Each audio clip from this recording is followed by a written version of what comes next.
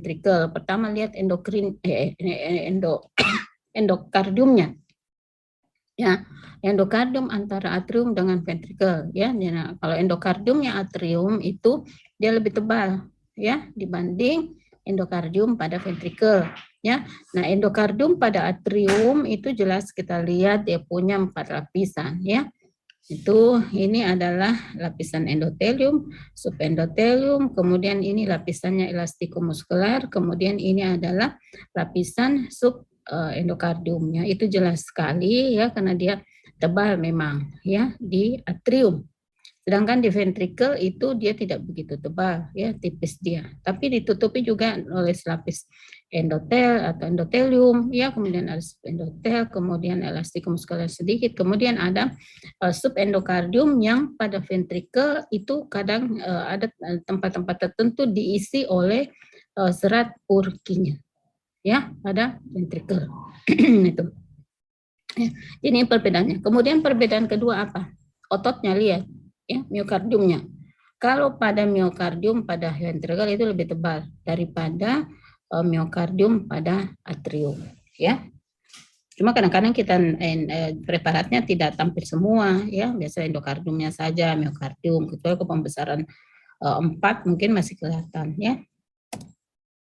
Ini enggak usah, ini praktikum. Nah, kalau ini adalah epikardium ya, yang bedakan itu dengan mana tadi?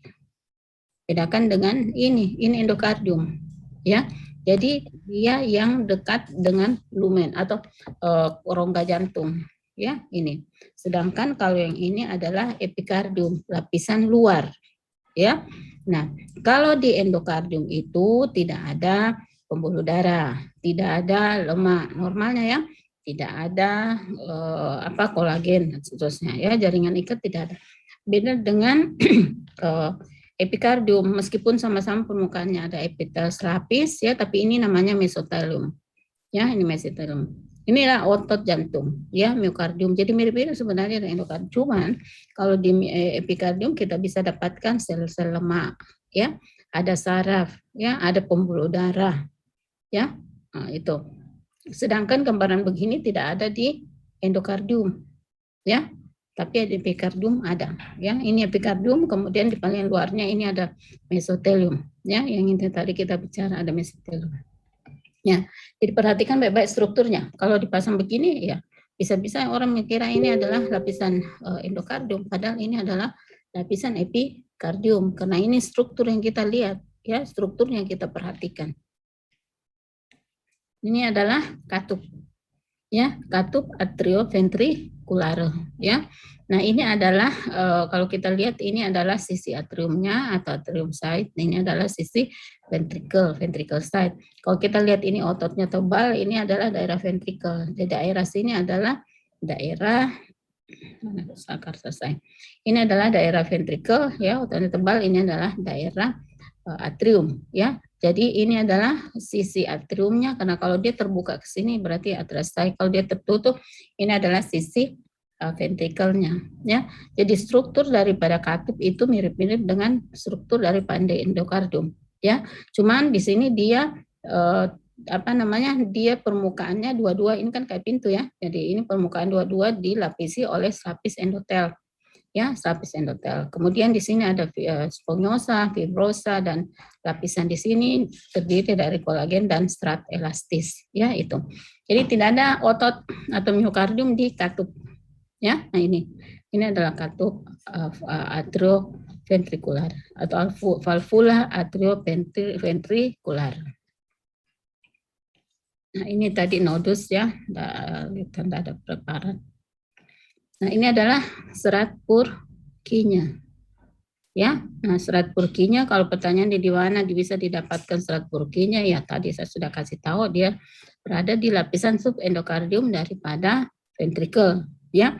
Nah, ini khasnya ya, dia modifikasi dari protopolos tapi dia besar-besar, sel-selnya seperti besar-besar, kemudian membentuk klaster berkelompok-kelompok. Ya, intinya biasa ada 1, 2 ya, kemudian sitoplasmanya dia terang ya, karena dia banyak mengandung glikogen. Ya, nah ini adalah serat Purkinje, khas sekali kalau kita lihat, tapi jangan cari di atrium ya, karena dia adanya di ventricle di lapisan subendokardium. Ya, ini adalah serat Purkinje. Nah, itu kalau yang di jantung itu saja ya, tidak banyak, sedikit. Kemudian ini kalau di pembuluh darah. Yang pembuluh darah harus bedakan ya, mana arteri besar, arteri sedang, arteri kecil ya. Potongannya bagaimana? Ini potongan memanjang ya dari arteri besar ya. Arteri potongan memanjang ini adalah bagian di intima, tunika intimanya, ini tunika medianya, dan ini adalah tunika adventitianya ya. Nah, tunika intimanya itu permukaannya ya ditutupi oleh selapis sel endotel ya, dengan jaringan mukosa ini. Kemudian di bawahnya itu adalah serat elastis ya. Nah, batas antara endotel tunika intima, tunika media itu di mana serat elastis mulai muncul, itu katanya dikatakan bahwa itulah batas antara tunika media dengan tunika intima ya. Jadi kalau ada gambaran begini, tunika medianya banyak serat elastis, itu adalah arteri besar ya. Nah, kemudian di arteri di tunika adventitia yang ini ya, adventitianya itu dia banyak mengandung lemak ya, pembuluh darah ya, vasovasorum. Ini sama dengan tadi. Nah, ini kalau kita lihat di tunika adventitianya ya, yang ini itu sini kita banyak lihat ada vasovasorum ya, pembuluh-pembuluh darah kecil ya, di sini ada saraf, kemudian banyak lemak juga di sini selain jaringan ikat ya. Nah, ini potongan memanjang semua ya, ini adalah pembuluh darah atau aorta, pembuluh darah besar atau aorta potongan memanjang ya. Nah, ini tunika intima, media, dan ini adalah tunika adventitianya dengan struktur yang ada di dalamnya. Ini adalah vasovasorum ya, pembuluh darah besar yang ada di tunika adventitia.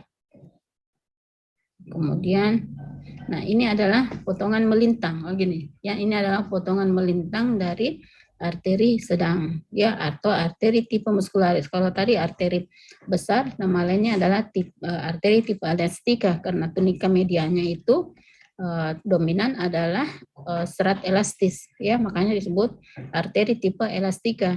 Nah, kalau arteri sedang itu artinya karena dia punya tunika medianya dominan adalah muskular, otot polos, makanya disebut arteri tipe muskularis.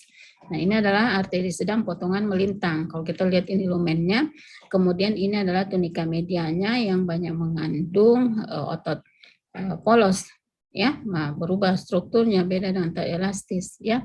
Nah, ini yang tipe hibrid ya, atau muskular sedang ya, yang berubah perubahan dari arteri besar aorta yang kayak serat elastis, sedangkan arteri muskular kayak akan otot polos tunika medianya. Namun di sini kita masih lihat ada lamina elastika interna ya, yang terletak di antara tunika intima dan tunika media ya. Kemudian kita juga masih dapatkan serat elastis di antara tunika media dengan tunika adventitia yang disebut lamina elastika eksterna ya. Nah, ini khas pada arteri tipe sedang atau arteri tipe muskularis. Kemudian kalau arteri kecil ya, ini juga arteri kecil potongan melintang ya, kita lihat ini lumennya ada darah di dalam ya, ditutupi juga permukaannya itu oleh sel-sel endotel ya. Nah, tunika medianya masih otot polos ya. Cuman di sini ada perbedaan tadi dengan ada perbedaan dengan pembuluh darah atau arteri tipe sedang ya. Kalau tadi kita masih dapati lamina elastika interna dan lamina elastika eksterna. Kalau di sini di arteri kecil kita hanya dapati lamina elastika interna, tapi sudah hilang lamina elastika eksternanya ya. Jadi semakin ke bawah struktur elastis itu makin hilang ya. Nah, nanti kita masuk ke kapiler ya. Nah, ini arteri kecil ya, arteri kecil juga ya, ini potongan melintang, ini arteri kecil ya. Kalau kita lihat masih ada struktur elastis ya di lamina elastika internanya. Nah, kemudian kalau kapiler itu ini ya, ini potongan melintang kapiler, kamu lihat ini kecil sekali ya, ini seperti ini kecil sekali.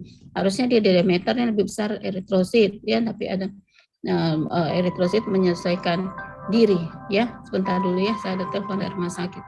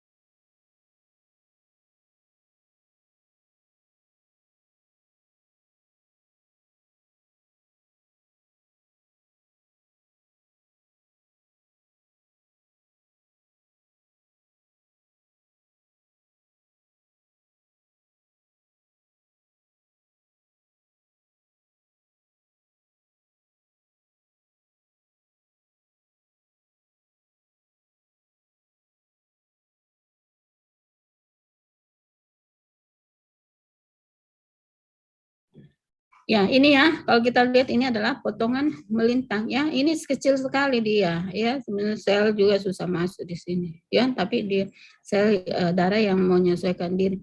Nah, dia hanya mempunyai satu lapisan ya, tunika intima saja ya, di mana ada selapis sel endotel dengan membran basalis di mana endotel itu terikat atau duduk ya. Nah, ini saja struktur daripada, kok dengar ya suara saya?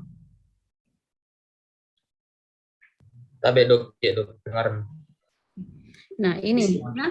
Jadi, nah ini begini, jadi dia endotelnya jarak-jarak begini, apalagi yang ada di hepar itu dia jarak-jarak ya, untuk memungkinkan terjadinya kan metabolisme tinggi situ juga ya sekarang.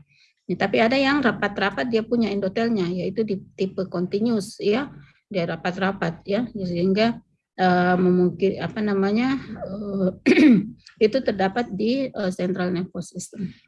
Jadi ini kapiler ya, hanya satu lapisan.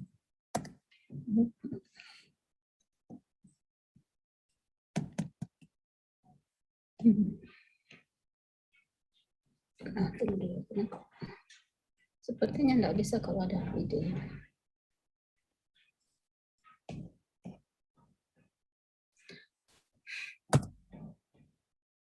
Perhatian.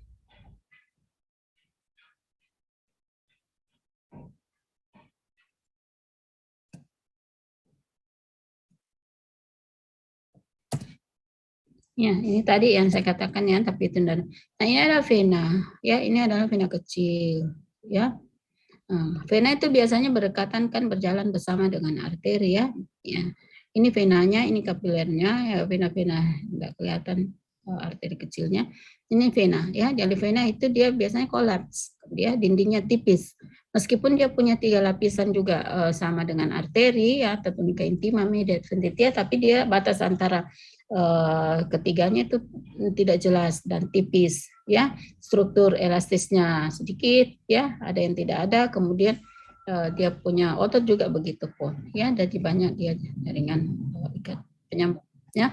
Ini ada vena ya, beda sekali bentuknya tadi dengan arteri ya, arteri kecil, ini adalah vena kecil. Ini vena sedang ya, sama ya, jadi dia punya ini potongan melintang juga ya, jadi kamu lihat dia bentuknya seperti kolaps ya, jadi dia tidak bulat betul ya, kemudian batas dindingnya itu tidak jelas ya, ada serat kolagen di media, fibroblast juga, tapi otot polos itu tidak banyak, sedikit ya, sedangkan kalau arteri sedang itu kan dominan adalah otot polos ya gitu. Nah, ini adalah adventitianya ya, ada juga vasa-vasorum apa itu.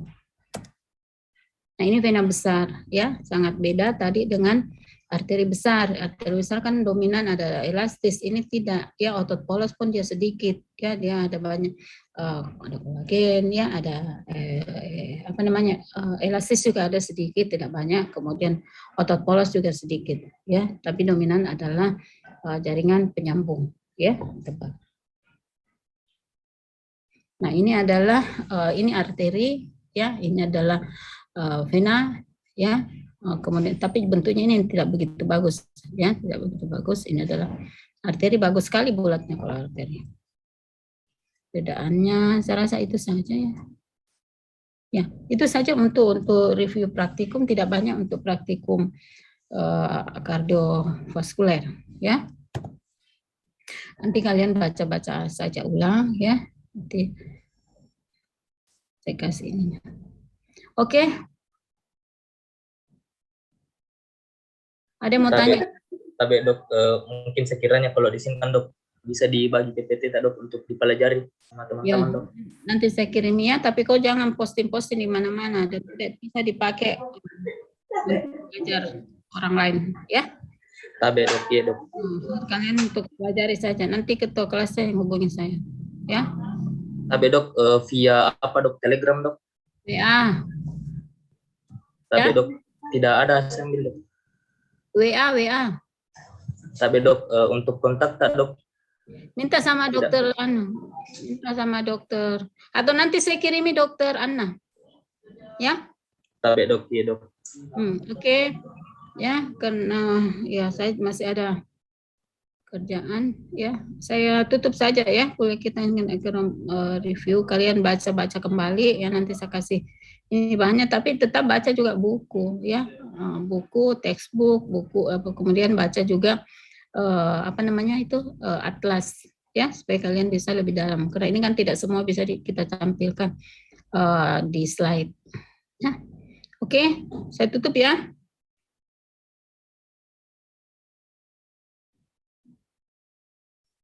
Tapi dok, iya dok. Oke, ini yang hadir cuma berapa ya? Sudah kamu dokumentasi apa untuk anunya, monitoringnya sudah? Tapi dok, iya dok, sudah di screenshot dok. Oke.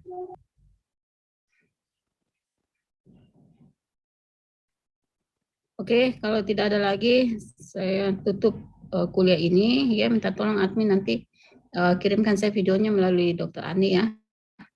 Assalamualaikum warahmatullahi wabarakatuh. Waalaikumsalam warahmatullahi wabarakatuh. Terima kasih dok. Baik dok. Waalaikumsalam warahmatullahi wabarakatuh. Terima kasih banyak.